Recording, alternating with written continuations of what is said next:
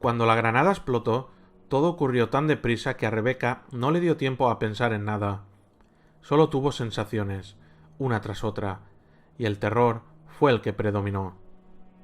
Una brillante luz y un movimiento explosivo cuando la puerta salió disparada hacia afuera, una sensación de resistencia contra su espalda que desapareció en un instante y luego los pulmones que gritaban pidiendo oxígeno, con 1 millón de burbujas como balas, y por último, una presión increíble e imposible, que parecía continuar sin final posible, todo en tonos de negro y frío. Más rápido, movimiento y un extraño y ahogado sonido. Unas sombras oscuras se movieron por encima de su mente consciente, tapándolo todo con crecientes manchas de inconsciencia, mientras su pecho estallaba hacia adentro y sus pulmones se devoraban a sí mismos.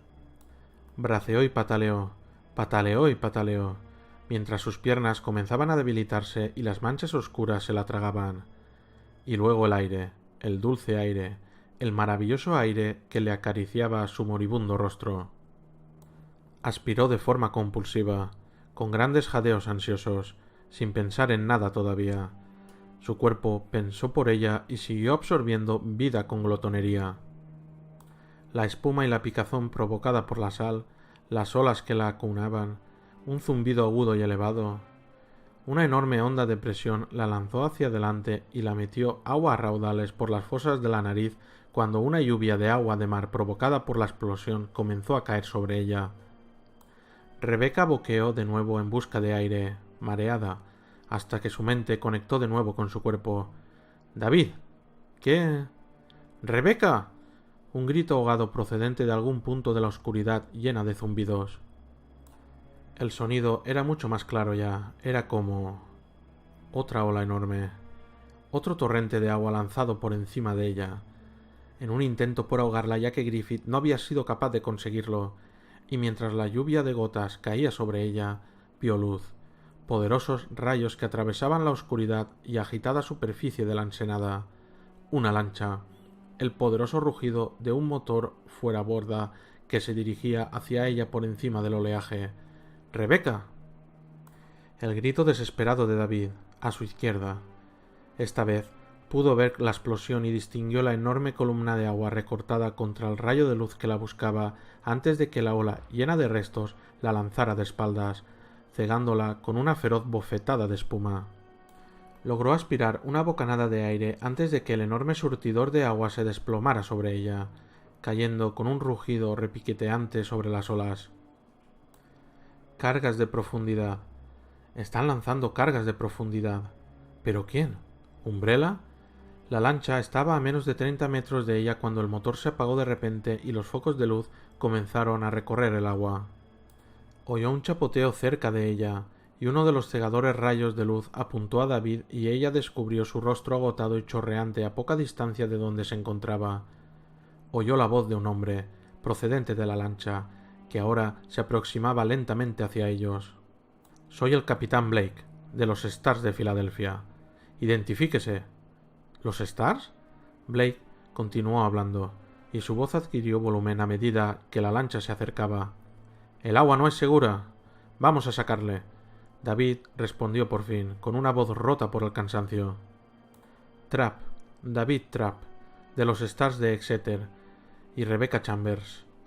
Cuando Blake habló de nuevo, dijo las palabras más maravillosas que Rebecca había oído en toda su vida. «Barton nos envía para ayudarlos. Aguanten». «Barry». «Oh, gracias». «Dios, Barry». A pesar de su agotamiento, de su cansancio espiritual después de una larga noche de pánico, castigada por los sentimientos de pena y terror, Rebecca tuvo fuerza suficiente para sonreír. Fue justo en ese instante cuando percibió un gruñido ahogado a su espalda. Solo había oscuridad, teñida de rojo y con el eco del dolor. En aquella oscuridad no había reposo ni paz. Estaba solo y trabado en feroz combate, una lucha sin cuartel para encontrar el final de aquella ausencia de luz. Sabía que encontrar el final con rapidez era importante, pero todo un laberinto de imágenes extrañas y en cierto modo terroríficas le impedían el paso e insistían en que no hacía falta darse prisa. Un fantasma, un soldado, una rabia. la melodiosa voz y alegre risa de una mujer que había conocido y que nunca más vería, y los terribles ojos muertos que le habían arrancado la luz después de una explosión de fuego y de sonido. Unos ojos que conocía pero que tenía miedo de recordar. El laberinto lo llamaba. Lo atraía para que lo explorara con mayor profundidad y que abandonara su búsqueda del final de la oscuridad. Le decía que eso solo le proporcionaría mayor dolor, y casi había decidido dejar de luchar y que las sombras lo agarraran cuando la luz lo encontró a él con una onda expansiva y un trueno ensordecedor. Un instante después fue lanzado a través de una negrura líquida y helada, y recuperó la consciencia debido al dolor, y fue el dolor el que hizo concentrarse a lo largo de aquel terrible y aullante viaje, el que lo empujó a combatir la oscuridad. Su conciencia dio vueltas y vueltas mientras el aire se le quedaba cuajado en los pulmones y el frío atenuaba el dolor, pero, momentos después, pudo respirar, y el desgarrado trozo de madera al que se estaba agarrado le dijo que sí, que por fin había luz. No estaba muerto, aunque casi deseaba estarlo. Apenas podía respirar, y el dolor que sentía en la espalda era insoportable. Pero entonces oyó la voz de David entre el ruido del frío oleaje y sintió que, después de todo, merecía la pena estar vivo. Intentó gritar, pero lo único que salió de su garganta fue un gruñido ahogado, un quejido de dolor y agotamiento. Vio un rayo de luz y un resplandor que lo cegó, y luego la oscuridad de nuevo. Pero esta vez tuvo un momento de conciencia serena que le permitió comprender lo que ocurría. Dolor y movimiento, una sensación de ingravidez y luego algo duro que se apretaba contra su mejilla. Frío y luego más movimiento. El sonido de la tela rasgada y del papel rompiéndose. Voces excitadas dando órdenes, y otra vez, el aullido de la carne desgarrada. Cuando recuperó la conciencia de nuevo, vio una sombra con un chaleco de los Stars inclinada sobre él, con un botiquín de emergencia en una mano y una jeringuilla en la otra. Espero que esa jeringuilla sea de morfina, intentó decir, pero, una vez más, lo único que su boca pudo emitir fue un gruñido ahogado. Un segundo después, otras dos sombras, pero esta vez pálidas, se inclinaron sobre él mientras la otra sombra seguía trabajando sobre él con manos tibias y suaves. Las sombras borrosas eran David y Rebeca, con grandes ojeras, el pelo empapado y unas expresiones de cansancio y pena. «Vas a ponerte bien, John», dijo David en voz baja y tranquilizadora. «Solo tienes que descansar. Ya se acabó todo». Un creciente calor comenzó a extenderse por todo su cuerpo, una tibieza maravillosa y adormecedora que expulsó el rugido de dolor hacia un lugar lejano y muy distante. Justo cuando aquella oscuridad amistosa llegaba para llevárselo consigo, miró a David a los ojos y logró susurrar algo que de repente quiso expresar más que nada en el mundo, que le costó un gran esfuerzo, pero que tenía que decir a pesar de todo. «Tenéis el aspecto de haber sido tragados por un coyote y luego cagados colina abajo», murmuró. «De verdad». El dulce sonido de la risa siguió a John hacia la curativa oscuridad. El médico de edad madura de los Stars se había llevado a John a la pequeña cabina de la lancha, que tenía unos 10 metros, y solo salió para decirles que todo parecía ir bien. John tenía 2 costillas rotas, un fuerte traumatismo y un pulmón perforado, pero lo habían vendado y su estado era estable. Estaba descansando cómodamente mientras llegaba el helicóptero de rescate médico al que habían llamado por radio. El médico estaba bastante seguro de que John se recuperaría por completo y sin secuelas. David lloró al oír aquello, pero no se sintió en absoluto avergonzado. Se quedaron sentados en la parte trasera de la lancha, arrebujados bajo una rasposa manta de lana, mientras Blake y el resto del equipo continuaban lanzando cargas de profundidad, recorriendo con facilidad la ensenada arriba y abajo. El equipo de Pensilvania ya había acabado con 4 de las gigantescas criaturas antes de ver el surtidor de aire procedente del laboratorio y, al parecer, ya no quedaba ninguna de aquellas aberraciones. David tenía un brazo alrededor de Rebeca, y la chica se había recostado sobre su pecho mientras el cielo negro se transformaba poco a poco hasta adquirir un color azul profundo que luego continuó aclarándose. Ninguno de los dos dijo una palabra, demasiado cansados para hacer otra cosa que ver el equipo trabajar soltando cargas y comprobando los resultados, arriba y abajo, una y otra vez. Blake Había prometido enviar unos buceadores para recuperar los recipientes metálicos de Griffith en cuanto las aguas de la ensenada estuviesen despejadas y John hubiera sido trasladado, y ya había 2 trajes de buceo sobre la cubierta. Un joven miembro del equipo Alpha, y cuyo nombre David había olvidado, los estaba preparando para la inmersión con una intensidad concentrada. A David le recordó un poco a Steve. Por alguna razón, el recuerdo de Steve no le produjo el tipo de dolor que esperaba. Le dolía muchísimo. Karen había muerto, Steve había muerto, pero cuando pensó en lo que habían logrado impedir, en lo que habían participado, no ha sido un balde. Hemos logrado detener a Griffith. Hemos impedido que mate a millones de personas inocentes. Dios, qué orgullosos estarían. El dolor era malo, pero el sentimiento de culpabilidad no era tan devastador como temía que fuese. Sabía que su responsabilidad por sus muertes sería algo con lo que tendría que vivir en el futuro, pero pensó que tenía posibilidades de vivir con ello sin que le remordiera continuamente la conciencia. No podía estar seguro, por completo, pero estaba convencido de que las lágrimas que había derramado por la recuperación de John lo llevaban en el buen camino para ello. Los cansados pensamientos de David se centraron entonces en Umbrella y en la función que había cumplido dentro de la locura de Griffith.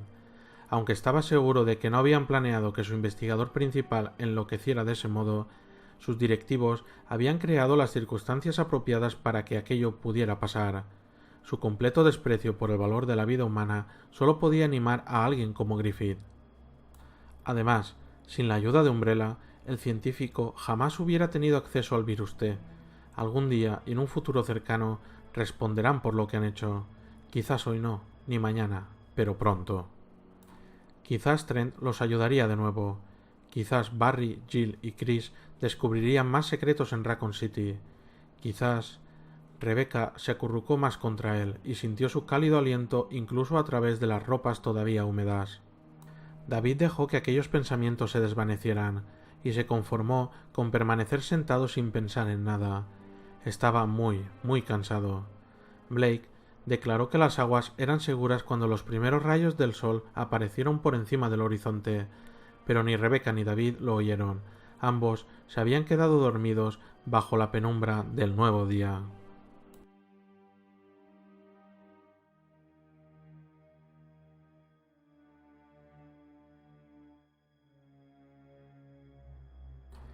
Epílogo. La sala de reuniones era un ejemplo perfecto de elegancia sobria y sin pretensiones. Había 3 hombres sentados ante la mesa de roble de aspecto oficial y un cuarto individuo de pie al lado de la ventana, mirando hacia afuera con semblante pensativo. El hombre junto a la ventana podía observar a los demás por el reflejo del cristal, aunque dudaba mucho que los otros advirtieran su cuidadoso escrutinio. A pesar de que en el terreno de la política eran muy avispados, eran bastante torpes para percatarse de lo que pasaba a su alrededor más inmediato físicamente. Tras escuchar la conferencia por teléfono, el hombre que siempre vestía de color azul habló en primer lugar, directamente al hombre de edad más avanzada, que tenía un gran mostacho que mostraba un cuidado muy esmerado. ¿Tenemos que discutir las posibles ramificaciones de este asunto?, preguntó Azul. Mostacho suspiró. Creo que el informe ya las describe bastante bien, repuso con tono descortés. El bebedor de té entró en la conversación, dejando la taza en la mesa con un leve chasquido. El líquido humeante se elevó por los bordes, distorsionando el logotipo de la empresa que adornaba el lateral. No creo que sea buena idea subestimar la magnitud de esta dificultad, dijo T. Sobre todo si tenemos el actual factor de inestabilidad en el desarrollo. Azul insistió. Estoy de acuerdo. Las situaciones como esta siempre encuentran el modo de salirse de madre. Primero, el laboratorio secundario en Raccoon City, ahora en la ensenada. Mostacho lo interrumpió con una mirada furiosa. Azul, completamente avergonzado, se aclaró la garganta. Su cara se mantuvo ruborizada mientras intentaba recuperarse. Es decir, creo que debemos efectuar una investigación exhaustiva en relación con estos asuntos. ¿No opina lo mismo, señor Trent?